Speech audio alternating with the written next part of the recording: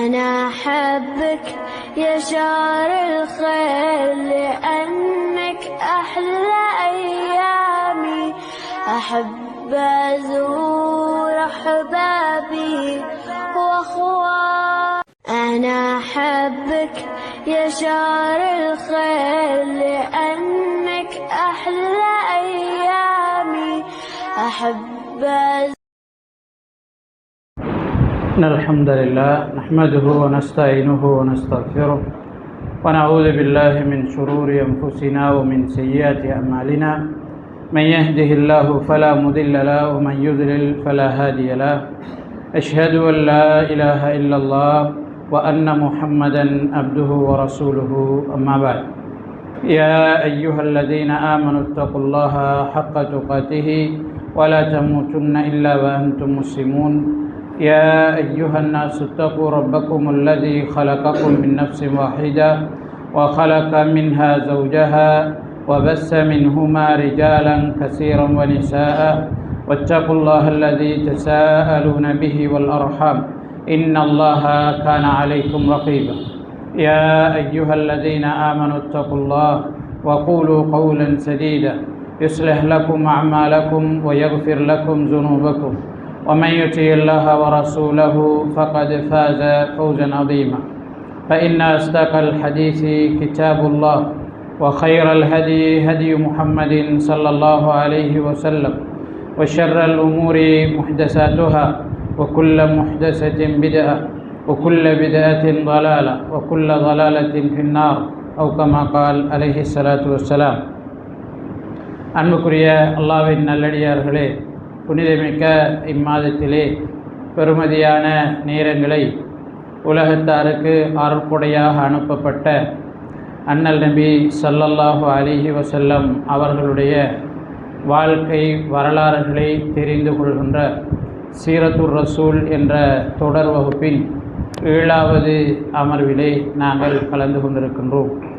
அல்லாஹு தஆலா நபி ஸல்லல்லாஹு அலைஹி வஸல்லம் அவர்களுடைய வரலாற்றிலிருந்து நாம் படிப்பினை பெற வேண்டிய பாடங்களை எங்களுடைய வாழ்க்கையிலே நடைமுறைப்படுத்துவதற்கு நம் அனைவருக்கும் அருள் செய்வானாக என்று பிரார்த்தனை செய்து கொள்கின்றேன். நபி ஸல்லல்லாஹு அலைஹி வஸல்லம் அவர்கள் மதீனாவுக்கு வருகை தருகிறார்கள். மதீனாவிலே இருந்த நிலைமை, அங்கிருந்த மக்கள் கூட்டம் போன்றவை தொடர்பாக நேற்றைய வகுப்பிலே நாங்கள் பார்த்திருந்தோம். நபி ஸல்லல்லாஹு அலைஹி வஸல்லம் அவர்கள் அன்சாரிகளுக்கும் முஹாஜிர்களுக்கும் இடையிலே ஒரு இணக்கப்பாட்டை உருவாக்குகிறார்கள், சகோதரத்துவத்தை உருவாக்குகிறார்கள். அன்சாரிகளோடு முஹாஜிர்களுக்கு ஒரு அந்யோன்யமான உறவையும் ஒரு சுமூகமான நிம்மதியான வாழ்க்கையையும் அவர்களுக்குள்ளே உருவாக்குகிறார்கள். உருவாக்கிய பிறகு மதீனாவிலே நபி ஸல்லல்லாஹு அலைஹி வஸல்லம் அவர்களை ஏற்றுக்கொள்ளாது, இஸ்லாத்திற்குள்ளே நுழையாது இருக்கின்ற ஏனைய குழுக்களோடு ஒப்பந்தங்கள் செய்து கொள்வதற்கு நபி ஸல்லல்லாஹு அலைஹி வஸல்லம் அவர்கள் முயற்சிக்கிறார். என ஒரு தலைமைத்துவம் உருவாகி இருக்கிறது. கிட்டத்தட்ட மதீனாவிலே ஒரு அரசு உருவாகி இருக்கிறது. முஸ்லீம்கள் பெருவாரியாக இருக்கிறார்கள். எனவே அடுத்த குழுக்களோடு சமாதானமான அடிப்படையிலே நிம்மதியான வாழ்க்கையை பகிர்ந்து கொள்கின்ற நோக்கத்தில் இஸ்லாத்தை ஏற்றுக்கொள்ளாத குழுக்களோடு ஒரு உடன்படிக்கையை செய்து கொள்வதற்கு, சமாதான ஒப்பந்தத்தை செய்து கொள்வதற்கு நபி ஸல்லல்லாஹு அலைஹி வஸல்லம் அவர்கள் முயற்சிக்கிறார். இதில் மதீனாவில் இருந்த பிரதானமான குழு எங்களுக்கு தெரியும், யூதர்கள். யூதர்களை நபி ஸல்லல்லாஹு அலைஹி வஸல்லம் அவர்கள் சந்திக்கிறார்கள். யூதர்களை பொறுத்தவரை நபி ஸல்லல்லாஹு அலைஹி வஸல்லம் அவர்கள் விஷயத்திலும் அவரை ஏற்றுக்கொண்டவர்கள் விஷயத்திலும் அதிக வெறுப்பு அவர்களுக்கு இருந்தது. ஆனால் அதை வெளியில் காட்ட மாட்டார். யூதர்களை பொறுத்தவரை அடுத்தவர்களை வச்சு போராடுவாங்களே தவிர அவர்களாக போராட்டத்தில் குதிப்பது மிக மிக குறைவு, அரிது. அப்போ யூதர்கள்ட்ட நபி அவர்களுக்கு எதிரான உணர்வு இருந்தது. ஆனால் அவர்களுக்கு அதை வெளிக்காட்டுகின்ற தைரியமோ வெளிக்காட்டுகின்ற நிலைமையோ மதீனாவில் இருக்கவில்லை. இப்போ நபி ஸல்லல்லாஹு அலைஹி வஸல்லம் அவர்களை சந்திக்கிறார்கள். யூதர்களோடு ஒப்பந்தம் செய்கிறார். யூதர்களும் முஸ்லீம்களும் நிம்மதியாக மதீனாவிலே வாழலாம், அவரவருடைய கொள்கைகளை பின்பற்றலாம், அதற்கு எந்த தடையும் கிடையாது. அவரவர் சுதந்திரமாக அவருடைய மார்க்கத்திலே மதத்திலே இருக்க முடியும்.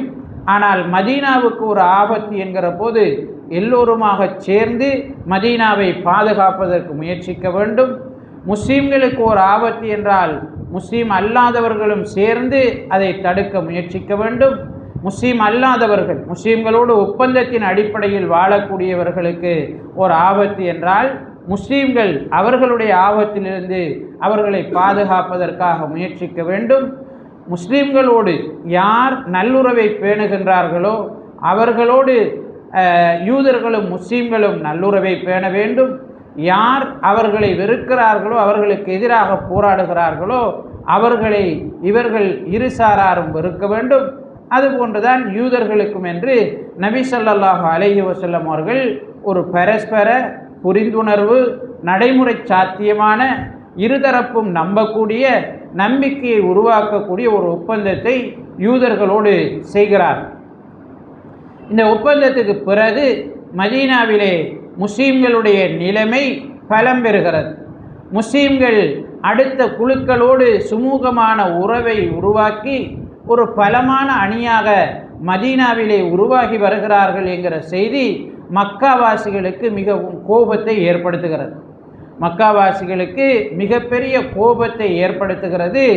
அவர்கள் மதீனாவில் உள்ள முஸ்லீம்களுக்கு எதிரானவர்களோடு அல்லது எதிரான குழுக்களோடு உறவுகளை ஏற்படுத்தி கொள்ள முயற்சிக்கிறார்கள்.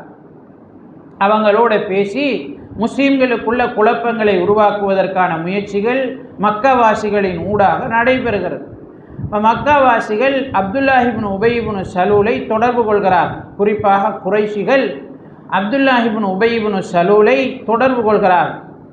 அவன் ஏற்கனவே மதீனாவில் தன்னை தலைவராக நினைத்து கொண்டு வாழ்ந்தவன். கிட்டத்தட்ட நபி அவர்கள் வரலைன்னால் மதீனாவினுடைய அரசனாக தலைவனாக வரக்கூடிய லெவலில் அவுஸ் ஹஸ்ரஜ் கோத்திரத்தால் கருதப்பட்ட ஒருவனாக அப்துல்லாஹ் இப்னு உபை இப்னு சலூல் இருந்தான். இப்போ நபி அவர்களுடைய வருகை, அவுஸ் ஹஸ்ரஜ் கோத்திரம் நபி அவர்களுக்கு பின்னால் ஒன்றிணைந்தது அவனுடைய கற்பனையை நிர்மூலமாக்கி விட்டது. அவனுடைய எதிர்பார்ப்புகள் அனைத்தையும் தகர்த்து விட்டது. அதனால் நபி ஸல்லல்லாஹு அலைஹி வஸல்லம் அவர்கள் விஷயத்திலையும் சஹாபாக்கள் விஷயத்திலும் அவன் மிக கடும் கோபத்தோடு இருந்தான். இவர்களை எப்படியாவது பலவீனப்படுத்தணும் என்ற எதிர்பார்ப்பு அவனிடம் இருந்தது. குறைஷிகள் அப்துல்லாஹ் இப்னு உபை இப்னு சலூலை தொடர்பு கொண்டார்கள். இங்கிருந்து விரட்டப்பட்டவர்களுக்கு நீங்கள் அடைக்கலம் கொடுத்திருக்கிறீர்கள், எங்களிலே மடையர்கள் அல்லது புத்தி இல்லாதவர்களை நீங்கள் பெரியவர்களாக நினைத்து வைத்து கொண்டாடுகிறீர்கள். கண்டிப்பாக அவர்களுக்கு எதிராக மக்காவினுடைய அனைத்து சக்திகளையும் திரட்டி நாங்கள் போராடுவோம். அப்போது உங்களை நாங்கள் அடிமைப்படுத்துவோம், உங்களுடைய சிறுவர்கள் பெண்கள் எங்களிடம் அடிமைகளாக இருப்பார்கள் போன்ற தகவல்களை எல்லாம் குறிப்பிட்டு அப்துல்லாஹ் இப்னு உபை இப்னு சலூலுக்கு செய்தி அனுப்புகிறார்.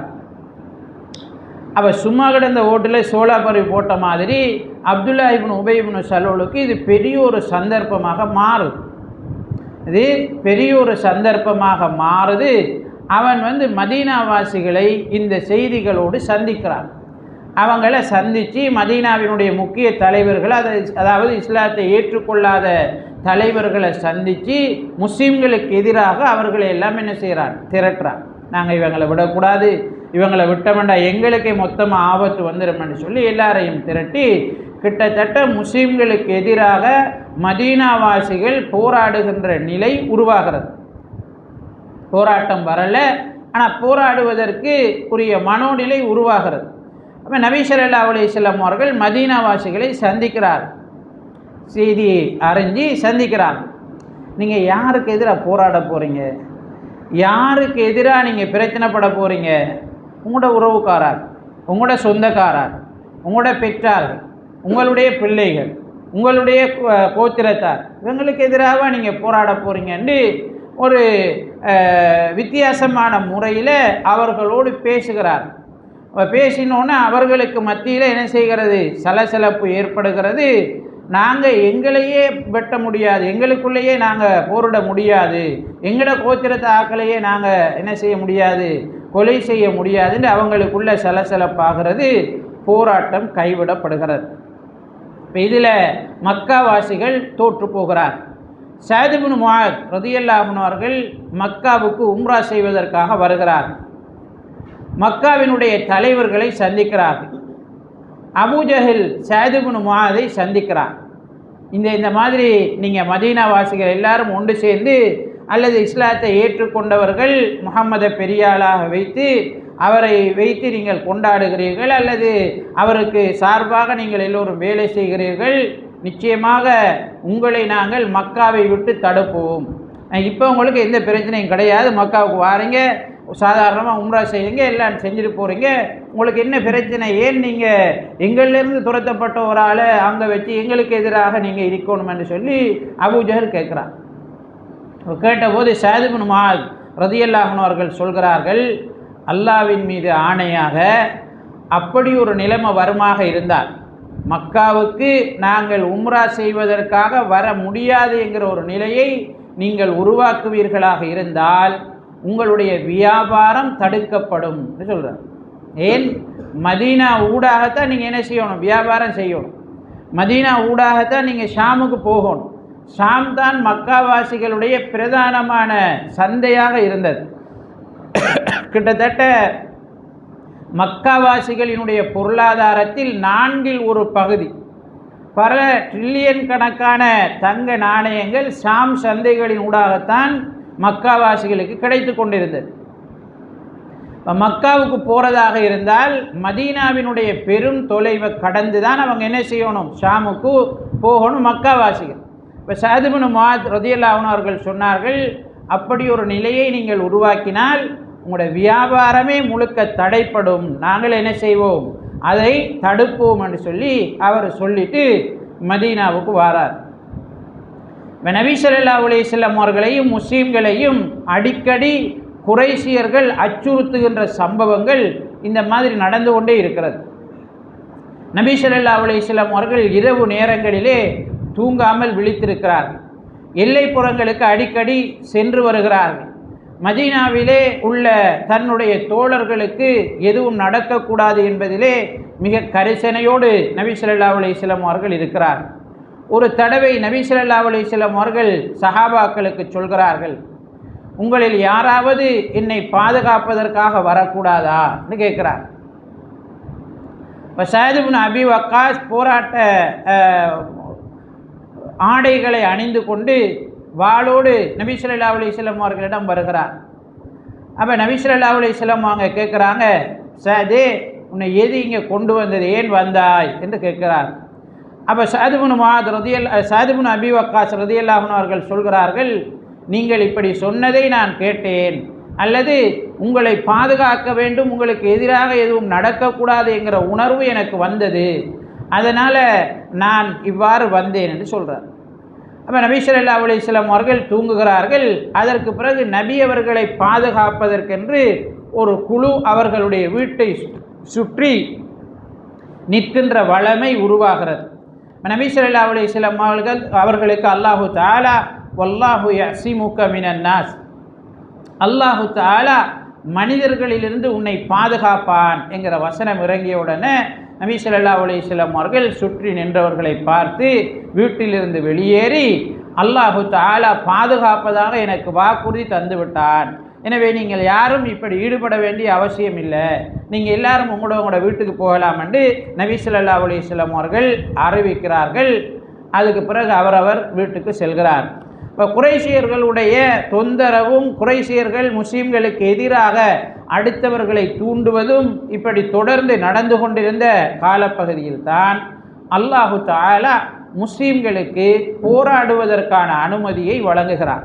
உதினலில்லதீன யுகாத்தலு என்ற யுகாத்தலூன் என்ற வசனத்தை இறக்கி போராடப்படுபவர்கள், அநியாயமாக தங்களுடைய இடங்களிலிருந்து வெளியேற்றப்பட்டவர்களுக்கு போராடுவதற்கு அனுமதி வழங்கப்படுகிறது. அல்லாஹு தஆலா அவர்களுக்கு உதவி செய்வதற்கு மிகவும் சக்தி உள்ளவனாக இருக்கிறான் என்ற வசனம் நபி ஸல்லல்லாஹு அலைஹி வஸல்லம் அவர்களுக்கு இறங்குகிறது. போராடுவதற்கான அனுமதி சஹாபாக்களுக்கும் நபி ஸல்லல்லாஹு அலைஹி வஸல்லம் அவர்களுக்கும் வழங்கப்படுகிறது. இப்படி வழங்கப்பட்ட உடனே நபி ஸல்லல்லாஹு அலைஹி வஸல்லம் அவர்கள் மதீனாவில் எல்லைப்புறத்தில் இருக்கக்கூடிய அல்லது மதீனாவை அண்டி இருக்கக்கூடிய கூட்டங்கள் குழுக்களோடு நல்லுறவை ஏற்படுத்தி கொள்வதற்கு முயற்சிக்கிறார். இப்போ வெளியிலிருந்து ஒரு ஆள் வந்து தாக்குறாரா இருந்தால் உள்ளுக்குள்ளே இருக்கிறார்கள் கிளர்ந்தெல்லாம் இருக்கும், அல்லது எல்லைப்புறங்களில் இருப்பவர்கள் உள்ளுக்குள்ளே இருக்கிறார்களுக்கு எதிராக வரக்கூடியவர்களோடு சேர்ந்து போராடாது இருக்க வேண்டும். அதனால் நபி ஸல்லல்லாஹு அலைஹி வஸல்லம் அவர்கள் வெளியில் இருந்த அல்லது மதீனாவுக்கு நெருக்கமாக இருந்த குழுக்களை சந்திக்கிறார்கள், அவர்களோடு நல்லுறவை ஏற்படுத்தி கொள்கிறார்கள், புரிந்துணர்வு உருவாக்கப்படுகிறது, ஒரு அமைதியான சூழலை நபி ஸல்லல்லாஹு அலைஹி வஸல்லம் அவர்கள் உருவாக்குவதற்காக முயற்சிக்கிறார். இந்த காலப்பகுதியில் மக்காவில் இருந்து ஷாம் பிரதேசத்திற்கு வியாபாரத்திற்கு செல்லக்கூடிய குழுக்களையும் நபி ஸல்லல்லாஹு அலைஹி வஸல்லம் அவர்கள் சந்திக்கிறார். அவங்களோட நடவடிக்கைகள் அவங்களுடைய போக்குவரத்துகள் எப்படி இருக்கிறது என்று பார்ப்பதற்காக சஹாபாக்களிலே 2-3 பேர் அல்லது 4 பேர் 10 பேர் அடங்கிய குழுக்களை எல்லாம் நபி ஸல்லல்லாஹு அலைஹி வஸல்லம் அவர்கள் இந்த மக்காவாசிகளுடைய குழு வந்து போகிற ஏரியாவுக்கு அனுப்பி ஒவ்வொரு நாளும் செய்திகள் எடுத்துக்கொண்டிருக்கிறாங்க, நிலைமை எப்படி இருக்குதுன்னு சொல்லி. ஏன்னா மக்காவாசிகள் அந்த மாதிரி தங்களை தயார்படுத்தி கொண்டிருக்கும் போது நபி அவங்க சும்மா இருக்க முடியாது ஸல்லல்லாஹு அலைஹி வஸல்லம். அப்போ இவங்களும் அனுப்பி நிலைமைகளை பார்த்து கொண்டே இருக்கிறாங்க. சில சந்தர்ப்பங்களில் நபி ஸல்லல்லாஹு அலைஹி வஸல்லம் அவர்களே வெளியேறி சென்றிருக்கிறார். மக்காவாசிகள் வரக்கூடிய அந்த இடங்களுக்கு போய் வியாபார குழுக்களை நபி ஸல்லல்லாஹு அலைஹி வஸல்லம் அவர்கள் சில போது சந்தித்து அவர்களுக்கு விஷயத்தை விளங்கப்படுத்துவாங்க. நாங்கள் அங்கே இருந்த நீங்கள் இப்படியெல்லாம் நடந்து கொண்டீங்க, இங்கே நாங்கள் வந்துட்டோம், நிம்மதியான ஒரு சூழல் இருக்கு, ஏன் நீங்கள் எல்லாரும் திரும்ப பிரச்சனை படணும், நம்மளுக்குள்ள ஒரு புரிந்துணர்வை ஏற்படுத்தி கொள்வோம், நம்மளுக்கு போராட்டம் பிரச்சனைங்கிறது வானாம், நம்ம எல்லாரும் நிம்மதியாக இருப்போம்னு சொல்லி நபி ஸல்லல்லாஹு அலைஹி வஸல்லம் அவர்கள் போராட்டத்தை விரும்புவோர் கிடையாது. ஆனால் போராட்டம் என்று வந்தால் அவரை விட வீரனும் கிடையாது. நபி ஸல்லல்லாஹு அலைஹி வஸல்லம் அவர்கள் முடியுமான வரை போராட்டங்களை தவிர்த்து நிம்மதியான ஒரு சந்தோஷமான சமூகங்களுக்கு இடையிலான நல்லுறவுடன் கூடிய வாழ்க்கையை வாழ்வதற்கு தான் நபி ஸல்லல்லாஹு அலைஹி வஸல்லம் அவங்க விரும்பினாங்க. அதனால் இந்த மாதிரி வரக்கூடிய வியாபார குழுக்களை சந்திக்கிறார், அவர்களோடு சமரசம் பேசுகிறார். சில வியாபார குழுக்கள் நபி அவர்களோடு உடன்படுகிறது, ஒப்பந்தங்களும் செய்யப்படுகிறது. நாங்கள் என்ன செய்யறதில்ல, உங்களுக்கு எதுவும் செய்கிறதில்லை, நாங்கள் சமாதானமாக இருப்போம், எங்களுக்கு நீங்கள் எதுவும் செய்கிறதில்லை, பிரச்சனை கிடையாது அப்படி என்று சில குழுக்கள் நபி அவர்களோடு சமாதான ஒப்பந்தமும் செய்து கொள்கிறது. இப்படி போயிட்டு இருக்கிற நேரம்தான் நபி ஸல்லல்லாஹு அலைஹி வஸல்லம் அவர்களுக்கு அபூ சுஃபியானுடைய தலைமையிலே ஒரு வியாபார குழு வருகிறது. ஆயிரக்கணக்கான வாகனங்கள் அந்த வியாபார குழுவிலே இருக்கிறது. 50 பேருக்கு உட்பட்டவர்கள் தான் என்ன செய்கிறார்கள், அந்த வியாபார குழுவிலே வருகிறார்கள். மற்ற வாகனங்கள் அனைத்தும் பொருட்களை ஏற்றி செல்கிறது. பெரியோரு லாபத்தோடு அவங்க ஷாம் பிரதேசத்திலிருந்து திரும்பி வருகிறார்கள், அது வர இருக்கிறார்கள் என்கிற செய்தி நபி ஸல்லல்லாஹு அலைஹி வஸல்லம் அவர்களுக்கு கேள்விப்படுகிறது. இப்போ இந்த வியாபார குழுவை சந்தித்தால், இந்த வியாபார குழுவை குறுக்கிட்டால் நிச்சயமாக நமக்கிடையிலே ஒரு முடிவை காண முடியும் என்கிற நம்பிக்கையோட நபி ஸல்லல்லாஹு அலைஹி வஸல்லம் அவர்கள் மதீனா வாசிகளுக்கு அழைப்பு விடுக்கிறாங்க. இந்த மாதிரி ஒரு வியாபார குழு வருது, அவங்க எல்லாரும் பெரும் பொருட்களோட லாபங்களை சம்பாதிச்சுக்கிட்டு வராங்க, அந்த வியாபார குழுவை நாங்கள் சந்திக்க வேண்டும், பேச வேண்டும் என்று சொல்லி நபி ஸல்லல்லாஹு அலைஹி வஸல்லம் அவர்கள் அறிவிக்கிறார். இப்போ போராடுற கதையெல்லாம் கிடையாது, இந்த வியாபார குழுவோட போராடுற கதையெல்லாம் இல்லை, சண்டைக்கு போகிற கதையெல்லாம் நபி ஸல்லல்லாஹு அலைஹி வஸல்லம் அவர்கள் கதைக்கவில்லை. ஏன் அந்த வியாபார குழு கட்டாயம் சந்திக்கணும்னு நினைக்கிறாங்க, வாரவர் மக்காவில் முக்கியமானவர், கிட்டத்தட்ட தலைவர்களில் ஒருவர், வார குழு பெரும் செல்வத்தோடு வருகிறது. அப்போ அந்த குழு அந்த செல்வத்தை இழக்கவும் விரும்பாது. வார குழுவினுடைய தலைவர் மக்காவில் பிரதானமானவர் என்கிறதுனால அவர் இந்த குழுவையும் செல்வத்தையும் எப்படியாவது பாதுகாத்து மக்காவுக்கு கொண்டு போகிறதுக்கு யோசிப்பார். அப்போ இந்த சந்தர்ப்பத்தை நாங்கள் பயன்படுத்தி கொண்டால் ஒரு நல்லுறவை ஒப்பந்தத்தை ஏற்படுத்தி கொள்ளலாம், ஒரு சுமூகமான பேச்சை உருவாக்கி கொள்ளலாம். ஏன்னா அவருக்கும் தேவை இருக்குது, நம்மளுக்கும் தேவை இருக்குது. அப்போ இந்த டைமில் நாங்கள் யோசிக்கிற நேரம் ஒரு 2 பேரும் பேலன்ஸுக்கு வர்றதுக்கு வாய்ப்பு இருக்குது. அப்போ அதனால் நபி ஸல்லல்லாஹு அலைஹி வஸல்லம் அவர்கள் இந்த சந்தர்ப்பத்தை சரியானதாக காணுகிறார்கள். மதீனா வாசிகளுக்கு அழைப்பு விடுக்கிறாங்க. அப்போ மதீனா வாசிகள் ஒரு நார்மலான விஷயமாக இதை என்ன செய்கிறாங்க, எடுத்துக்கொள்கிறாங்க. இது ரசூலுல்லாஹ் போயிட்டு வர மாதிரி, ஸல்லல்லாஹு அலைஹி வஸல்லம் அவங்க போயிட்டு வர மாதிரி இடையில சந்தித்து வியாபார குழுக்களை பேசிட்டு, சில குழுக்களோட ஒப்பந்தம் நடக்குது, சில குழுக்கள் பேசிட்டு ஆண்டு கேட்டுட்டு போகுது, ஒரு பிரச்சனையும் இல்லை, இது சாதாரணமான ஒரு விஷயம்தானு சொல்லி இருந்த கொஞ்சம் பேர் நபி ஸல்லல்லாஹு அலைஹி வஸல்லம் அவர்களோடு வெளியேறுகிறார். கிட்டத்தட்ட ஒரு 300 பேர் அல்லது 313 பேர் அளவில் நபி ஸல்லல்லாஹு அலைஹி வஸல்லம் அவர்களோடு வெளியேறுகிறார்கள். பெரிய வாகனங்கள் கிடையாது. கிட்டத்தட்ட ஒட்டகம், குதிரை 2 தான். அன்றைய காலகட்டத்தில் போராட்டத்துக்கு பயன்படுத்தப்பட்ட மிகப்பெரிய ஒரு வாகனம் குதிரை. ஒட்டகம்ன்றது சாதாரணமாக தூர பயணங்களுக்கு பயன்படுத்தக்கூடிய ஒரு வாகனம். அப்போ குதிரை 2 தான் இருக்கு. அதில் குதிரை வீரர்கள்னு 2 பேர் தான் இருக்காங்க.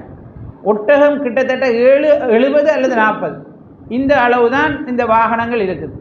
அப்போ 300 பேரும் ஒரு வாகனத்துக்கு கிட்டத்தட்ட 5 பேர் 10 பேர் என்ற அடிப்படையில் நபி ஸல்லல்லாஹு அலைஹி வஸல்லம் அவர்களுடைய வாகனத்தில் கூட 3 பேர் போகிறாங்க மாறி மாறி. நபி அவங்க கொஞ்சம் நடந்து போகிறது, இன்னொரு ஆள் வர்றது, அப்படி 3 பேர் என்ன செய்கிறாங்க, மாறி மாறி போகிறாங்க. அப்போ ஒரு சாதாரணமான விஷயமாக தான் இதை எடுத்துகிட்டு பெரிய ஆயுதங்கள் இல்லை, ஒன்றும் இல்லை. நம்ம என்ன செய்கிறோம், ஒரு வியாபார குழு சந்திக்க போகிறோம், அவங்களோட நபி அவங்க பேச போகிறாங்க, நபி அவங்களுக்கு இடையில் ஒரு நல்லுறவு ஏற்படும் என்ற அடிப்படையில் தான் என்ன செய்யுது இந்த குழு போகிறது. இந்த குழு பத்ருங்கிற இடத்தை அடைகிறது. பத்ருங்கிற இடத்தை அடைஞ்ச உடனே நபி ஸல்லல்லாஹு அலைஹி வஸல்லம் அவர்கள் மக்காவை இந்த வந்திருந்த குழுவை வந்து 2ஆக பிரிக்கிறாங்க. ஒன்று மக்காவாசிகள், அடுத்தது மதீனாவாசிகள். இதில் அதிகமானவர்கள் மதீனாவாசிகள், அதுவும் ஹஸ்ரஜ் கோத்திரத்தை சேர்ந்தார்கள். கிட்டத்தட்ட 160க்கு மேற்பட்டவர்கள் ஹஸ்ரஜ் கோத்திரத்தை சேர்ந்தார்கள். மத்தாக்கள் தான் மக்காவாசிகள், ஹவுஸ் கோத்திரத்தை சேர்ந்தவர்கள் எல்லாம் இருந்தாங்க. இப்போ நபி ஸல்லல்லாஹு அலைஹி வஸல்லம் அவர்கள் மதீனாவாசிகளுக்கு ஒரு தலைவரை போட்டாங்க, மக்காவாசிகளுக்கு ஒரு தலைவரை போட்டாங்க. இந்த குதிரையில் வந்து 2 பேரையும் இந்த 2 சாராருக்குமாக பிரித்து விட்டார்கள். மக்கா வாசிகளுக்கு ஒரு ஆள், மதீனா வாசிகளுக்கு ஒரு ஆள், ஒட்டகத்தில் வந்த ஆக்களுக்கு அவங்களுக்குன்னு ஒரு தலைவரை போட்டாங்க. இப்படி அந்த குழு என்ன செய்கிறது, போகிறது, மக்கா பத்ருங்கிற இடத்தை சென்றடைகிறது, பத்ருக்கு போகுது. இப்படி பத்ருக்கு நபி அவர்கள் வந்து கொண்டிருக்கிறார்கள், பத்ரில் இருக்கிறாங்க என்ற செய்தி அபூ சுஃபியானுக்கு என்ன செய்கிறது, ஒற்றர்களின் ஊடாக தெரிய வருகிறது. அப்போ அந்த காலத்தில் ஒரு வியாபார குழுவோ அல்லது எதுக்காக போகிற ஆக்களோ ஒற்றர்கள் என்ன செய்வாங்க, ஒற்றர்களுடைய செய்திகளை அடிப்படையாக வச்சு போவாங்க. ஏன்னா பாலைவன பயணம் என்பது ஆபத்து நிறைந்தது. அப்போ ஒற்றர்களுடைய தகவலை நம்புவாங்க, அவங்களுடைய தகவலை வச்சு தான் பிரயாணம் செய்வாங்க. அப்போ அபூ சுஃபியான் பெரிய ஒரு வியாபார குழுவோட பெரிய செல்வங்களோடு வந்துட்டு இருக்கான். அதனால் ஒற்றர்களுடைய செய்தியை வழியினுடைய பாதுகாப்பு தொடர்பாக எடுத்துக்கொண்டே போனான். வேண்டா ஏற்கனவே நபி ஸல்லல்லாஹு அலைஹி வஸல்லம் அவர்களும் சஹாபாக்களும் வியாபார குழுக்களை சந்தித்து கொண்டிருக்கிறார். இந்த நேரத்தில் அபூ சுஃபியானும் மிகவும் அவதானமாக தங்களோட வியாபார குழுவையும் சந்திக்கலாம், என்ன நடக்குமோ ஏது நடக்குமோ என்ற அடிப்படையில் ஒரு தற்பாதுகாப்போடு ஒரு அவதானமாக ஒற்றர்களை வைத்து செய்திகளை எடுத்துக்கொண்டு அவன் போயிட்டுருக்கிறான். இப்போ இந்த நேரம் பத்ருக்கு இவங்க வந்திருக்காங்க, இப்படி ஒரு குழு வந்திருக்கிறதுங்கிற செய்தி அபூ சுஃபியானுக்கு கேள்விப்படுகிறது. அப்போ அபூ சுஃபியான் வந்து குறிப்பிட்ட ஒரு தொலைவில் வியாபார குழுவை நிப்பாட்டிட்டு இந்த பத்ருங்கிற இடத்த அவனாகவே வந்து என்ன செய்கிறான், நோட்டமிடுகிறான். இதுக்குள்ளே ஏதாவது இருக்குதா, ஏதாவது ஆபத்துகள் நமக்கு இருக்குதா, உண்மையாக முஹம்மது ஸல்லல்லாஹு அலைஹி வஸல்லம் அவரும் அவருடைய தோழர்களும் இங்கே இருக்காங்களான்றத அவனாக என்ன செய்கிறான், ஆய்வு செய்கிறான்.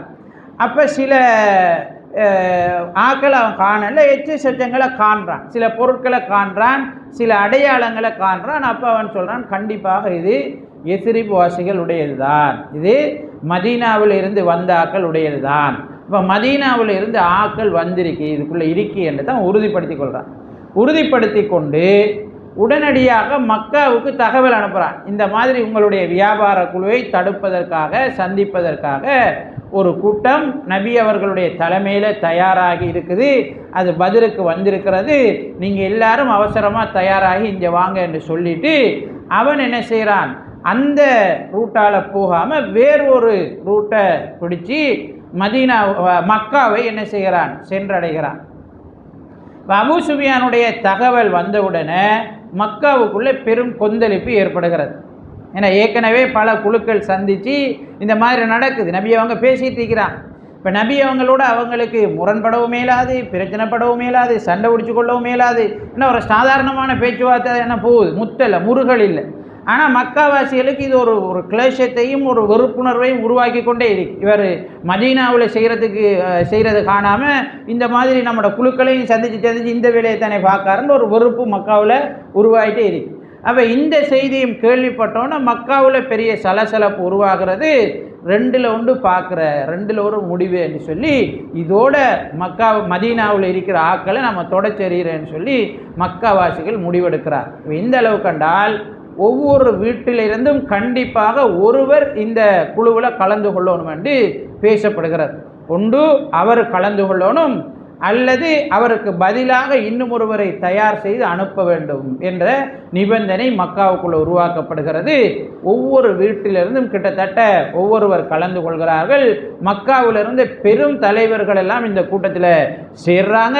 உத்துபா, அது மாதிரி ஷெய்பா, இந்த மாதிரி பெரும் தலைவர்கள் அபூஜஹலுடைய தலைமையில் எல்லாரும் என்ன செய்கிறார்கள், ஒன்று சேர்கிறார்கள். அபூலஹப் மாத்திரம் வரல. அபூலஹப் இன்னொரு ஆளு கடன் கொடுத்திருந்தான். அப்போ அந்த கடன் கொடுத்த ஆளை பிடிச்சி உண்ட கடனை நான் அழிக்கணும், அது பிரச்சனை இல்லை, எனக்கு பதிலாக நீ போகணும் இந்த குழுவில்னு சொல்லி அவரை அனுப்பிட்டு அங்கே என்ன செஞ்சிடறான், உட்கார்ந்துடுறான்.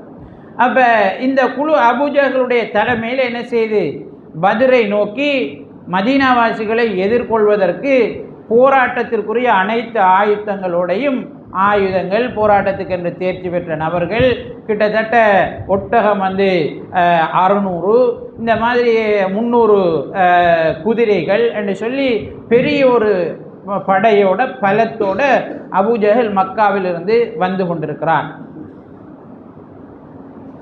இப்படி போயிட்டு இருக்கிற சந்தர்ப்பத்தில், வந்து கொண்டிருக்கிற சந்தர்ப்பத்தில் அபூ சுஃபியான் மக்காவுக்கு சென்றடைந்த செய்தியை மக்காவில் அறிவிக்கிறான். முகம்மதையும் அவருடைய தோழர்களையும் ஏமாற்றி விட்டு நாங்கள் வந்து சேர்ந்து விட்டோம், எந்த பிரச்சனையும் கிடையாதுங்கிற செய்தி மக்காவில் அறிவிக்கப்படுகிறது. அபூஜஹலுடைய தலைமையில் போயிட்டு இருந்த குழுவுக்கும் இந்த செய்தி போகுது. அப்போ போனோன்னா அபூஜஹலுடைய குழுவுக்குள்ளே சலசலப்பு ஏற்படுகிறது. நம்ம போராட வேண்டிய அவசியம் இல்லை, நம்மளோட வியாபார குழுவை பாதுகாக்கிறதுக்கு தான் நம்ம வந்தோம். அது சேஃப்டியாக என்ன செஞ்சுட்டு போய் சேர்ந்துட்டு, அது பாதுகாப்பான அடிப்படையில் மக்காவுக்கு வந்துட்டு, இனி நாங்கள் மதீனாவுக்கு போக வேண்டிய, பத்ருக்கு போக வேண்டிய அவசியமும் இல்லை, தேவையில்லாமல் ஒரு போராட்டத்தை சந்திக்க வேண்டிய அவசியமும் இல்லை என்று சொல்லி மக்காவாசிகளுக்குள்ளே வந்த ஆக்களுக்குள்ளே சலசலப்பு ஏற்படுகிறது. கிட்டத்தட்ட 1300 லட்சம் பேர் அவங்க வந்தாங்க. ஆனால் இடையில் இந்த சலசலப்பு ஏற்பட்டதுக்கு பிறகு அபூஜஹல் எல்லா தலைவர்களையும் சந்திக்கிறான். கண்டிப்பாக இதுக்கு ஒரு நிரந்தர தீர்வை நம்ம உருவாக்காமல் இங்கிருந்து போகிறதில்லை, இதில் ஒரு முடிவு காணணும்னு சொல்லி பல பேர் அவனோடு என்ன செய்கிறார்கள், ஒரு முடிவுக்கு வராங்க. கிட்டத்தட்ட 300 பேர் இல்லை, இந்த போராட்டம் தேவையில்லை, இப்படி ஒன்று நம்ம செய்ய தேவையில்லை, இது முடிஞ்சு நம்ம செஞ்சதை மக்காவில் செஞ்சோம், அது முடிஞ்சு அவங்க வைத்தாங்க, அவங்க நிம்மதியாக இருக்கட்டும், அவங்கள நம்மளோட ஆக்கள் தான், நம்ம விட்டுருவோம், நாம் போகணும்னு கிட்டத்தட்ட 300 லட்சம் பேர் என்ன செஞ்சாங்க, திரும்பி போயிட்டாங்க, திரும்ப மக்காவுக்கே போயிட்டாங்க. கிட்டத்தட்ட 1000 பேர் ஒத்த முடிவில் அபூஜஹலுடைய தலைமையில் பத்ரை நோக்கி வந்து கொண்டிருக்கிறார். இப்போ இப்படி வந்து கொண்டிருக்கிற செய்தி ரசூலுல்லாஹி ஸல்லல்லாஹு அலைஹி வஸல்லம் அவர்களுக்கு கேள்விப்படுகிறது. அபூ சுஃபியானுடைய குழு தப்பிவிட்டது, மக்காவில் இருந்து முஸ்லீம்களுடன் போராடுவதற்காகவே முழுமையான தயார்படுத்தல்களுடன் பெரிய ஒரு குழு என்ன செய்கிறது, பத்ரை நோக்கி வந்து கொண்டிருக்கிறதுங்கிற செய்தி முஸ்லீம்களுக்கும் நபி ஸல்லல்லாஹு அலைஹி வஸல்லம் அவர்களுக்கும் கேள்விப்படுகிறது. இப்போ இவங்க போராட்டத்துக்குன்ட்டு என்ன செய்யலை, தயாராகி போகலை, ஒரு பேச்சுவார்த்தைக்கு போன குரூப். அப்போ இது அவங்களுக்குள்ள ஒரு சங்கடத்தை உருவாக்கு.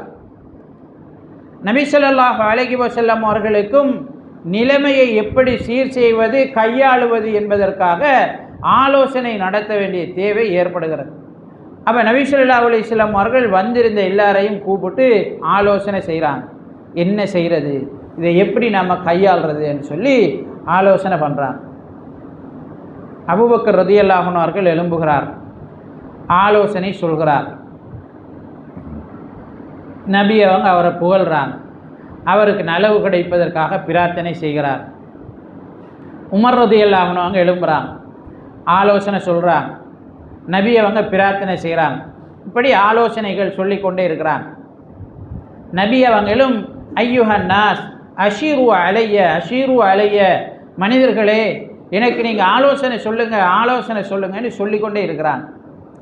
அவள் பெரும்பாலும் ஆலோசனை சொன்னார்கள் எல்லாரும் மக்காவாசிகள், இருக்கிற பெரும் கூட்டம் மதீனாவாசி. சஅத் இப்னு முஆத் ரலியல்லாஹு அன்ஹு அவர்கள் எழும்புகிறார். அவர் கிட்டத்தட்ட மதீனாவாசிகளினுடைய தலைவர்களில் ஒருவராக நோக்கப்பட்ட பெரும் செல்வாக்கு மிக்க ஒரு மனிதர். நபி அவங்க வாரத்துக்கு முன்னாலேயே அப்படி வாழ்ந்தவர். இப்போ சஅத் இப்னு முஆத் ரலியல்லாஹு அன்ஹு அவர்கள் ரசூல் ஸல்லல்லாஹு அலைஹி வஸல்லம் அவர்களிடம் சொல்கிறார்கள், அல்லாஹ்வின் தூதரே, நீங்கள் திரும்ப திரும்ப ஆலோசனை சொல்லுங்க என்று கேட்கறதினூடாக மதீனாவாசிகளை பார்த்து எங்களை பார்த்து தான் நீங்கள் அந்த ஆலோசனையை கேட்குறீங்கன்னு விளங்குது. நீங்கள் எங்கட முடிவு என்னன்னு தெரிஞ்சு கொள்வதற்குத்தான் விரும்புகிறீர்கள் என்பது எனக்கு விளங்குகிறது. நாங்கள் உங்களை நம்பினோம், உங்களை பாதுகாப்பதாக உங்களுக்கு வாக்களித்தோம். எங்களுடைய பொருள்கள், எங்களுடைய குடும்பங்கள், எங்களுடைய அனைத்தையும் கொடுத்து உங்களையும் இஸ்லாத்தையும் பாதுகாப்பதாக உங்களுக்கு நாங்கள் வாக்குறுதி அளித்தோம். எனவே அதிலிருந்து நாங்கள் ஒருபோதும் மீளப்போவதில்லை. அது எங்களுடைய வாக்குறுதி, அதில் நாங்கள் உண்மையாக இருப்போம். எனவே நீங்கள் என்ன முடிவெடுக்கிறீர்களோ அதற்கு பின்னால் நாங்கள் இருப்போம். எந்த அளவு கண்டா சில அறிவிப்புகளில் அவங்க சொல்கிறாங்க, முன்னால் இருக்கிற இந்த நதியில் ஆற்றுல நீங்கள் குதிச்சிங்க என்றால் பின்னால் நாங்களும் குதிப்போம், ஒரு கவலையும் நீங்கள் பட தேவையில்லை. யாரை நீங்கள் சேர்க்குறீங்களோ அவங்களோட தான் நாங்களும் சேர்ந்திருப்போம், யாரை நீங்கள் பிரிஞ்சிருக்கிறீங்களோ அவங்களோட தான் நாங்களும் பிரிஞ்சிருப்போம். நீங்கள் ஒன்றும் யோசிக்க தேவையில்லை, நீங்கள் என்ன முடிவெடுக்கிறீர்களோ அதற்கு பின்னால் மதீனாவாசிகள் அனைவரும் இருப்பார்கள் என்று சொல்லி சஅத் இப்னு முஆத் ரலியல்லாஹு அன்ஹு அவர்கள் சொல்கிறார்கள். ரசூலுல்லாஹி ஸல்லல்லாஹு அலைஹி வஸல்லம் அவர்கள் சஅத் ரலியல்லாஹு அன்ஹு அவருடைய முடிவை கண்டு சந்தோஷம் அடைகிறார்கள். இந்த படை, அதாவது இந்த குழு பத்ரை நோக்கி பயணிக்கிறது, போராடுவது அல்லது நிலைமை எப்படி இருக்கிறதோ அதற்கு ஏற்ப நாங்கள் நடந்து கொள்வது என்ற முடிவோடு நபி ஸல்லல்லாஹு அலைஹி வஸல்லம் அவர்கள் சஹாபாக்களோடு இருக்கிறார்கள். அப்படி இருக்கிற நேரம் மக்காவாசிகளினுடைய வருகிற படையினுடைய நிலைகளை அறிந்து கொள்வதற்காக நபி ஸல்லல்லாஹு அலைஹி வஸல்லம் அவர்கள் முயற்சிக்கிறார்கள். சஹாபாக்களை ஓரிருவராக அனுப்பி வைக்கிறார்கள். மற்றும் அந்த வழிகளால் பயணிப்பவர்களிடம் செய்திகளை கேட்டு தெரிந்து கொள்கிறார். நபி ஸல்லல்லாஹு அலைஹி வஸல்லம் அவர்களும் அபூபக்கர் ரலியல்லாஹு அன்ஹு அவர்களும் ஒரு தடவை இந்த மாதிரி செய்திகளை அறிஞ்சு கொள்வதற்காக சுற்றி வராங்க. ஒரு வயோதிபரை பார்க்குறாங்க அந்த வழியில். அவர் பயணம் செஞ்சிட்டு இருக்கிறார். அவரை பிடிக்கிறாங்க, அவர்கிட்ட கேட்குறாங்க, இந்த மாதிரி ஏதாவது போராட்ட குழுக்கள் மக்காவில் இருந்து பெரும் குழுக்கள் யாரும் வாராங்களாங்கிற செய்தியை கேட்குறாங்க. அப்போ அவர் சொல்கிறாரு, எனக்கு நிச்சயமாக 2 சாரார்கள் இருக்கிறார்கள் என்பது தெரியும், ஆனால் நீங்கள் 2 பேரும் யாருன்னு தெரியாமல் நான் செய்தியை சொல்ல மாட்டேன்னு சொல்கிறேன். அப்போ மக்காவாசிகளும் வராங்கன்னு தெரியும், மதீனாவாசிகளும் இங்கே இருக்காங்கன்னு எனக்கு தெரியும், ஆனால் நீங்கள் யாருன்னு முதல்ல நான் தெரிஞ்சு கொள்ளணும் என்று சொல்கிறார். சொன்னபோது நபி ஸல்லல்லாஹு அலைஹி வஸல்லம் அவங்க சொல்கிறாங்க, நீங்கள் உங்களுக்கு தெரிந்த செய்தியை சொல்வீர்களாக இருந்தால் நாங்கள் யாருன்னு உங்களுக்கு சொல்லுவோம்னு சொல்கிறாங்க. அப்போ அவர் கேட்குறார், அப்படி என்றால் நான் சொன்னால் நீங்கள் சொல்லுவீங்களான்னு கேட்குறார். ஓம்னு சொன்னோன்னே அவர் மக்காவாசிகள் தொடர்பான செய்திகளையும் மதீனாவாசிகள் இங்கே கூடாரமிட்டிருக்கிற செய்தியையும் நபி ஸல்லல்லாஹு அலைஹி வஸல்லம் அவர்களுக்கு சொல்கிறார். சொல்லிட்டு மன் அந்துமா மின் ஐன அந்துமா, நீங்கள் 2 பேரும் எங்கேருந்து வாரீங்க, நீங்கள் 2 பேரும் யாருன்னு கேட்காங்க. அப்போ நபி ஸல்லல்லாஹு அலைஹி வஸல்லம் அவங்க சொன்னாங்க, மினல் மான்னு சொன்னாங்க, தண்ணியில் இருந்து வந்திருக்கோம் அப்படின்னு சொன்னாங்க. இப்போ தண்ணியில் இருந்து வந்திருக்கோம்னா அடையாளம் தண்ணி இருக்கிற ஏரியாவில் இருந்து வந்திருக்கு. அப்போ அவருக்கு நபி அவங்க பொய்யும் சொல்லலை, அவருக்கும் உரிய தகவல் போய் சேர்ந்துருக்கிறது. இப்போ வந்து தண்ணி இருக்கிற இடத்துல இருந்து வந்திருக்கோம்ண்டு நம்மள்கிட்ட செல்லையில் ஏன்னா எல்லா டைம் தண்ணி இருக்கும். அப்போ வந்து ஒரு சில ஏரியாக்கெல்லாம் தண்ணி இருக்கும். ஒரு சில ஏரியாக்கெல்லாம் தண்ணி இருக்கிற இடத்துல இருந்து வந்திருக்கோம்டா ஒன்று பதிரில் இருந்து வந்திருக்கணும், அல்லது ஈராக்கில் இருந்து வந்திருக்கணும், அல்லது இந்த மாதிரி பக்கத்தில் தண்ணி இருக்கிற ஏதாவது ஒரு ஏரியாவிலேருந்து வந்திருக்கோம். அப்படி இல்லாமல் வேறு இந்த பெரிய அர்த்தங்கள் இது கிடையாது. அப்போ நபி ஸல்லல்லாஹு அலைஹி வஸல்லம் அவங்க அதை சொல்லிட்டு போனாங்க. அவருக்கு சந்தேகமாக இருந்தது, இந்த ரெண்டில் ஒன்று இடத்துலேருந்து வந்திருப்பாங்கன்னு நினச்சிட்டு அவரும் என்ன செய்கிறார், பயணத்தை தொடர்கிறார். நபி ஸல்லல்லாஹு அலைஹி வஸல்லம் அவர்கள் முழுமையாக தங்களுடைய விஷயங்களை அவருக்கு என்ன செய்யலை, சொல்லலை. ஆனால் அவருக்கு பொய்யும் என்ன செய்யலை, சொல்லலை. நபி ஸல்லல்லாஹு அலைஹி வஸல்லம் அவர்கள் தகவலை சொல்லிட்டு வராங்க. இப்படி இருக்கிற நேரம் பத்ருக்கு அந்த அண்மையில் இருக்கிற அல்லது பதிலில் இருக்கிற ஒரு நீரூற்றில் 2 சிறுவர்கள் தங்களோட பாத்திரங்களில் நீர் நிரப்பி கொண்டிருப்பதை சஹாபாக்கள் காணுகிறார். அப்போ அவங்க 2 பேரையும் நபி அவங்கள்ட்ட பிடிச்சிட்டு வராங்க. நபி ஸல்லல்லாஹு அலைஹி வஸல்லம் அவர்கள் தொழுது கொண்டிருக்கிறார். இப்போ அவங்கள யாருன்னு விசாரிக்கிறாங்க. அவங்க எந்த தகவலும் என்ன செய்யலை, சொல்லலை. நபி ஸல்லல்லாஹு அலைஹி வஸல்லம் அவர்கள் தொழுது முடிந்ததும் விசாரிக்கிறார்.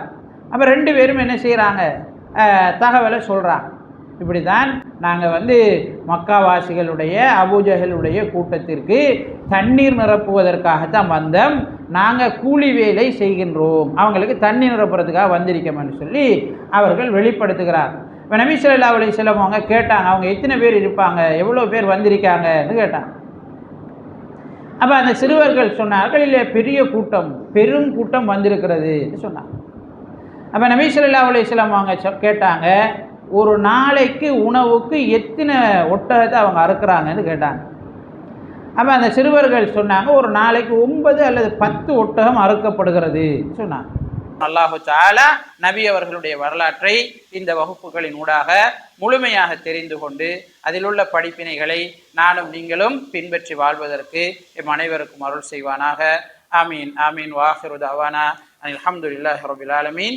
வஸ்ஸலாமு அலைக்கும் வரஹ்மத்துல்லாஹி வபரகாத்துஹு.